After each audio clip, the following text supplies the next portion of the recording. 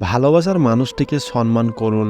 তার প্রতিটি কথা গুরুত্ব সহকারে শুনুন। হয়তো আপনি তার চেয়েও বেশি বুঝেন এবং জানেন, কিন্তু সেটা তাকে বুঝতে না দিলেও চলবে কিছু না। পারেন অন্তত ভান করতে শিখুন যে সে আপনার চেয়েও অনেক বেশি জানে।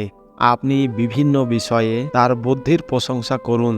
তাকে এগিয়ে যাওয়ার জন্য সর্বদা অনুপ্রেরণা দিন। তার কাজের প্রশংসা করুন, তার স্টাইলের প্রশংসা করুন।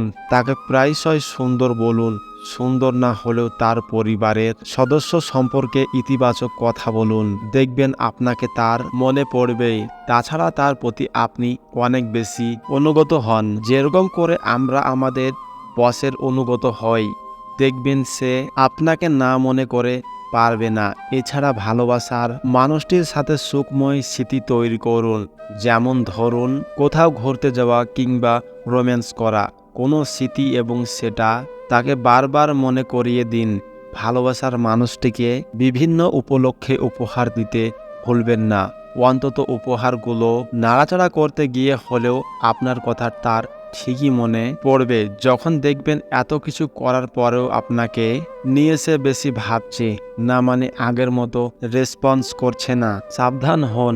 ঝামেলা না করে সরাসরি জিজ্ঞেস করুন কি কারণে ভালোবাসার মানুষটিকে নিয়ে ভালো থাকুন। ধন্যবাদ। কিছু কিছু মানুষ আছে অভিনয় করতে ভালোবাসে, তাই কখনো মানুষের উপরটা দেখে বিচার করো না। কেন তুমি আমাকে একা করে দূরে চলে গেলে?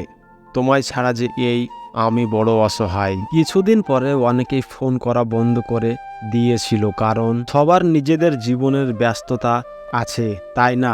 অনেকে আসার কথা বললেও পরে আর আসতে পারেনি। আগের চেয়েও আমি যেন বেশি একাকিত্ব বোধ করতে শুরু করলাম। তখন আমার একটি প্রশ্ন মনে হলো, ভালোভাবে সম্পর্ক ছেদ করার মতো কিছু কি আছে? হৃদয় ভঙ্গের মতো ঘটনা ইতিবাচকভাবে সামলানোর কোনো পন্থা কি আছে? তখন আমার কাছে কোনো পথ নিদর্শনা ছিল না, কিন্তু 1 বছর পরে আমি এই লেখাটি লিখেছি সেটাই খুঁজে বের করার জন্য।